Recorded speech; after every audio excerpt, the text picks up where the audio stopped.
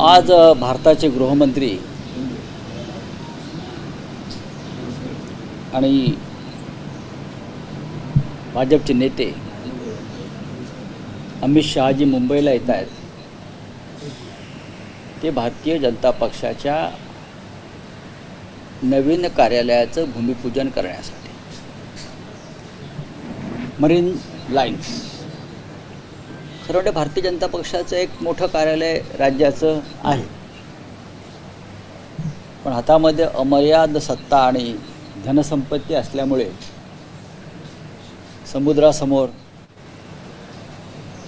Marine लाईन्सला एक भव्य आलिशान कार्यालय उभं करण्याचं त्यांनी ठरवलं. कारण ते सुखासीन लोक आहेत, कार्यकर्त्यांप्रमाणे त्यांना जगता येत नाही. ते पूर्वीचे दिवस गेले. हजारो स्क्वेअर फीटचं ते कार्यालय आहे. नवीन किंवा नूतन कार्यालयाचं भूमिपूजन हा काही आमच्यासाठी टीकेचा विषय असू शकत नाही. राजकीय पक्षांना तो पूर्ण अधिकार आहे. देशभरामध्ये भाजपनं प्रत्येक जिल्ह्यामध्ये अशी पंचतारांकित कार्यालय उभी केली आहेत. 550पेक्षा जास्त. म्हणजे मुंबईतलं दिल्लीतलं कार्यालय जर आपण त्यांचं पाहाल तर प्रेसिडेंट ट्रम्पचं व्हाईट हाऊस मागे पडेल. पण त्याचंही आम्ही स्वागत करतो. पक्ष आपल्या प्रॉपर्ट्या तयार करत असतो, सत्ता आहे, उद्योगपती पैसे देत असतात. प्रश्न इतकाच आहे, मरीन लाईन्सला अद्याप मराठी भाषा भवन होऊ शकलं नाही. त्याच ठिकाणी मराठी भाषा भवन अडकून पडलं आहे. भूमिपूजन होऊन सुद्धा त्याकडे कोणाचं लक्ष नाही. पण आज गृहमंत्री एक पंचतारांकित भव्य असं कार्यालय त्याचं भूमिपूजन करण्यासाठी येतात. त्यांचं स्वागत आहे. मी आज पत्र लिहिलं आहे अमित शहांना आणि सामनासुद्धा आम्ही छापला आहे की किती वेगानं काम केलं जातं, किती वेगानं एक फाईल एका सत्ताधारी पक्षाची, म्हणजे राफेलच्या वेगानं लिहिलं आहे. राफेलच्या वेगानं फाईल हलते. म्हणजे राफेलचा वेगसुद्धा मागे पडेल इतक्या वेगाने ती फाईल हल्ली. आणि सर्व अडथळे बरं का, कधी 24 तासात, कधी 2 तासात, कधी तासाभरात अडथळे दूर करून ती जागा महापालिकेची ही भारतीय जनता पक्षाला देण्यात आली. 3.5 वर्ष राज्यामध्ये प्रशासन आहे मुंबई महापालिकेत आणि त्या प्रशासकाच्या माध्यमातून हा संपूर्ण व्यवहार करून घेतला. महापालिकेमध्ये नागरी सुविधांच्या संदर्भात अनेक विषय पडलेले आहेत, त्यांच्या फाईल्स हलत नाही. अद्याप मराठवाड्यातल्या शेतकऱ्यांच्या मदतीची फाईल हललेली नाही, दिवाळी झाली तरी. पण भारतीय जनता पक्षाच्या पंचतारांकित हेडक्वार्टरची फाईल ज्या राफेलच्या वेगानं हल्ली, ते रहस्य त्या जमिनीखाली दडलेलं आहे. ज्याचं भूमिपूजन अमित शहा करतायत, ते रहस्य ते जेव्हा कुदळ मारतील तेव्हा ते रहस्य बाहेर येईल, फाईल बाहेर येईल ती. तर मी फक्त अमित शहा जे देशाचे गृहमंत्री आहेत, अत्यंत प्रामाणिक माणूस आहे. अमित शहा अत्यंत प्रामाणिक माणूस आहे बरं का, अत्यंत प्रामाणिक. त्याला कधी असे 2 नंबरचे धंदे जमले नाहीत असं लोक त्यांचे भक्त म्हणतात. म्हणून मी त्यांना कळवलं की बघा, तुम्ही जी कुदळ मारताय त्याचं रहस्य ते समजून घ्या. संपूर्ण माहिती मी त्यांना पाठवली आहे. मला खात्री आहे ते सक्षम गृहमंत्री आहेत. आपण ज्या जमिनीवर भूमिपूजनाची कुदळ मारतो आहोत त्या जमिनीखाली कोणतं रहस्य आहे महाराष्ट्रातल्या भाजपच्या नेत्यांनी पुरलेलं, त्याचा त्यांना अभ्यास करावा, एवढीच माझी एक भूमिका आहे. बाकी नवीन कार्यालय 20 माळ्याचं करू द्या, समुद्राच्या वर करू द्या, समुद्राच्या आत करू द्या. अद्याप शिवाजी महाराजांचं स्मारक झालं नाही.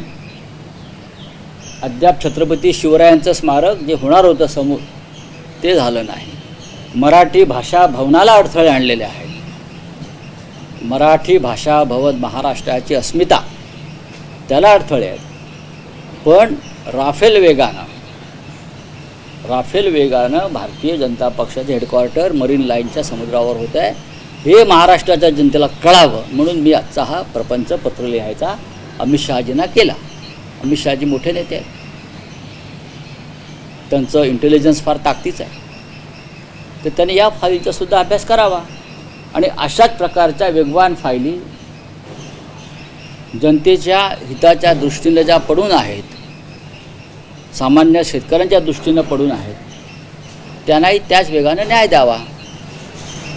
राऊतसाहेब, ट्विटमध्ये तुम्ही म्हटलंय की एकीकडे पुण्यातील जैन बोर्डिंग प्रकरणात मोठ्या प्रमाणावर रोष असताना भाजप कार्यालयाच्या जागेबाबत चर्चा सुरू असतील तर जनतेत चुकीचा संदेश जाऊ शकतो, हे एक. आणि दुसरं असं आहे की पुण्यातलं जे जैन बोर्डिंगचं प्रकरण आहे त्यात अपडेट अशी आहे की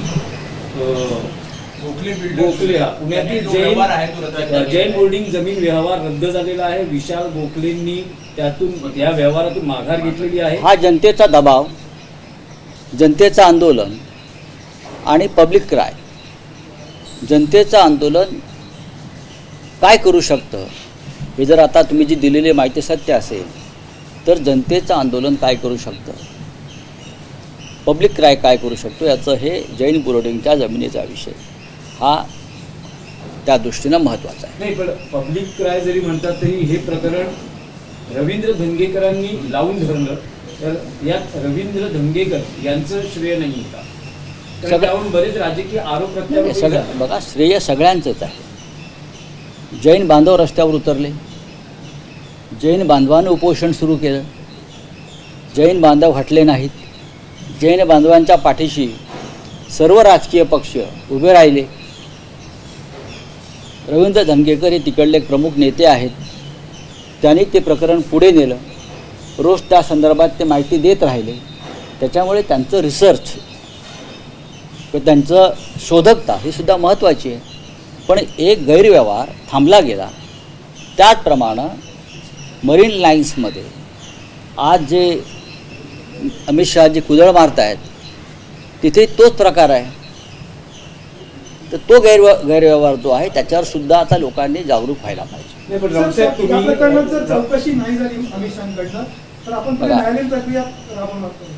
बघा, याची गरज नाही.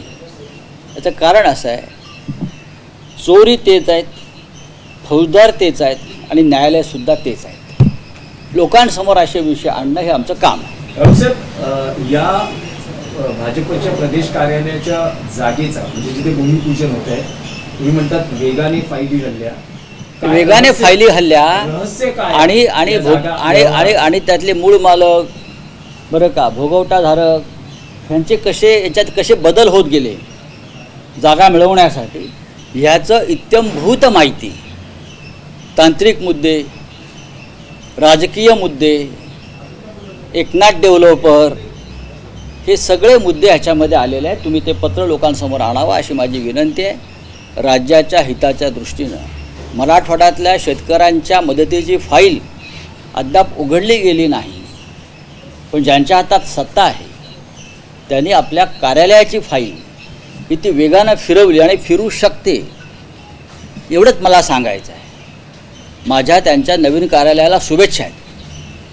तिथून राज्याच्या हिताचं आणि मराठी माणसाच्या हिताचं काम हो, पण त्याच कार्यालयाच्या खिडकीतून अर्धवट राहिलेलं मराठी भाषा भवनसुद्धा त्याने पाहायला पाहिजे, हे माझं मत आहे. राऊतसाहेब, फलटणमध्ये महिला डॉक्टरची आत्महत्या सध्या बातम्यांच्या केंद्रस्थानी आहे. लोकसभेतील विरोधी पक्षनेते राहुल गांधी असं म्हणतात की ही संस्थात्मक हत्या आहे.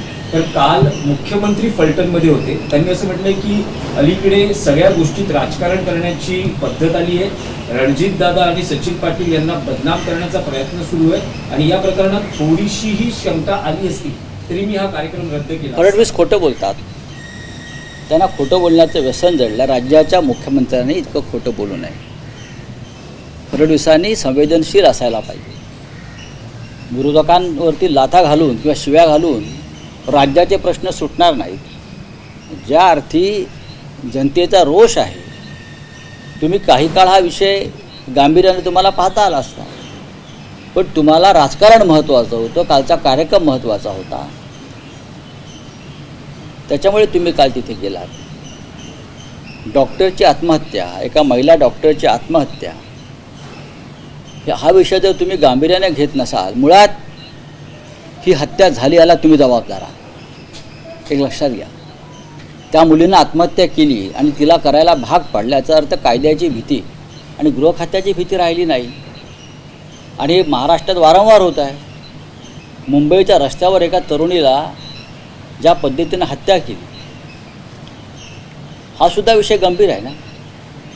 तुम्हाला इतर सर्व गोष्टी करायला वेळ आहे, व्हिजिलन्स इतर लोकांवर करायला वेळ आहे, इतर लोकांच्या मागे इंटेलिजन्स लावायला वेळ आहे, भारतीय जनता पक्षाच्याच लोकांचे फोन टॅप करायला वेळ आहे. पण या महाराष्ट्रात वाढत चाललेली कायदा सुव्यवस्थेची अव्यवस्था ती सावरायला वेळ नाही. चलिए आपका क्या सर, है? एकच प्रश्न आहे मराठीतला की आज उद्धव ठाकरे यांच्या नेतृत्वाखाली मुंबईत शिवसेना युबीटीच्या पदाधिकाऱ्यांचा मेळावा होतो. महापालिका निवडणुकांच्या दृष्टीनं मार्गदर्शन करण्यात, पण मतचोरी हा एक महत्त्वाचा अजेंडा सध्या उद्धव ठाकरेंच्या. दोन गोष्टी महत्त्वाच्या आहेत. आजचा मेळावा हा उपशाखा प्रमुखांचा मेळावा आहे.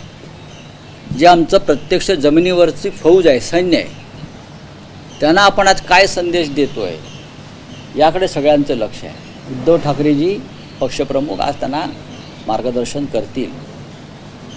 आणि मोठ्या प्रमाणामध्ये मुंबईतून, हा फक्त मुंबईतल्या उपशाखा प्रमुखांचा मेळावा आहे, लक्षात घ्या. आणि 1 नोव्हेंबरला मतदार यादीतल्या घोटाळ्यांसंदर्भात सर्व पक्षांचा एक मोठा मोर्चा निघतो आहे. दिल्लीला धडकी भरेल आणि निवडणूक आयोगाला घाम फुटेल अशा पद्धतीचा हा मोर्चा काढावा, यासाठी सर्व पक्षांची तयारी सुरू आहे. मग डावे पक्ष असतील, काँग्रेस पक्ष असेल, राष्ट्रवादी काँग्रेस पक्ष असेल, कालच पवारसाहेबांशी माझी चर्चा झाली त्या विषयावर, शिवसेना, महाराष्ट्र नवनिर्माण सेना, प्रत्येकजण ह्या मोर्चाच्या यशासाठी झटतो आहे. आणि 1 तारखेचा मोर्चा, 1 नोव्हेंबरचा मोर्चा हा अभूतपूर्व असा. पण राऊसाहेब, यात एक प्रश्न असा आहे की तुम्ही किंवा तुमचं शिष्टमंडळ वारंवार असं सांगताय, राज ठाकरे म्हणतायत की मतदार याद्यांमध्ये दुरुस्ती करा आणि निवडणुका घ्या. पण आज केंद्रीय निवडणूक आयोगाची पत्रकार परिषद संध्याकाळी होते. निवडणूक आयोगाकडून एक स्पष्टता आहे की नव्या वर्षात मतदार याद्या पुनर्रचना करण्यासंदर्भात मोहीम हाती घेतली जाईल. त्यामुळे आता हे स्पष्ट आहे की ज्या याद्या आहेत त्यावरच महाराष्ट्रातल्या स्थानिक स्वराज्य संस्थांच्या निवडणुका. या विषयावर तुम्ही 1 नोव्हेंबरला आम्ही काय बोलतोय ते ऐकून घ्या. त्यासाठीच तर मोर्चा आहे, त्यासाठीच तर आंदोलन आहे. 1 नोव्हेंबरला त्याच्या आधी सर्व प्रमुख नेत्यांची बैठक होईल. मोर्चात सहभागी होणाऱ्या पक्षाचे जे प्रमुख आहेत त्यांची एक बैठक होईल. त्यात पुढली रणनीती ठरवली जाईल. चला, ही बैठक मोर्चाच्या आधी मोर्चाच्या आधी होईल. मोदी जी ने कहा है कि चाय महंगी हो गई, डेटा सस्ता हो गया और वो सोशल मीडिया की ऐसा होने कहा है जिसके सोशल मीडिया पे वो तरह का बर्डन डाल रहे हैं. किस तरह देखते हो सर? क्या बोल रहे हैं मोदी जी? बोल रहे चाय महंगी हो रही है. चाय महंगी हो गई, डेटा सस्ता हो गया है. अब तो चाय महंगी हुई इसके लिए जिम्मेदार कौन है? मोदी जी जब चाय बेचते थे तब चाय का रेट क्या था?